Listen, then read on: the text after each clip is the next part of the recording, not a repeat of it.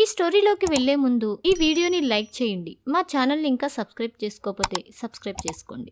ఎన్నికల క్యాంపెయిన్లో భాగంగా కూటమి అధికారంలోకి వచ్చిన తర్వాత మహిళలకు ఫ్రీ బస్ సౌకర్యం అందిస్తామని హామీ ఇచ్చింది. ఇప్పుడు కూటమి ప్రభుత్వం ఆ హామీని నెరవేర్చే దిశగా అడుగులు వేస్తుంది. ఒక నెల లోపలే మహిళలకు ఉచిత బస్ ప్రయాణం ఉంటుందని గురువారం రోజున విజయవాడలో గల పండిట్ నెహ్రూ బస్ స్టేషన్ కు విచ్చేసిన ఆంధ్రప్రదేశ్ రవాణా శాఖ మంత్రి మండిపల్లి రాంప్రసాద్ రెడ్డి తెలిపారు. ఈ హామీని తొందరలో అమలు చేసేందుకు సీఎం చంద్రబాబు గారు కృషి చేస్తున్నారని ఆయన తెలిపారు. ముందుగా ఓ అధికారిక బృందం కర్ణాటక మరియు తెలంగాణ రాష్ట్రాలలో పర్యటించి ఫ్రీ బస్ అమలుపై అధ్యయనం చేస్తారని, అది ఏపీలో ఎలా అమలు చేయాలో పరిశీలిస్తారని మంత్రి రాంప్రసాద్ రెడ్డి అన్నారు. ఇతర రాష్ట్రాల్లో ఫ్రీ బస్ స్కీమ్ అధ్యయనం చేసిన తర్వాతే ఈ స్కీమ్ అమలు పరుస్తామని ఏపీఎస్ఆర్టీసీ సీనియర్ ప్రతినిధి ఒకరు తెలిపారు.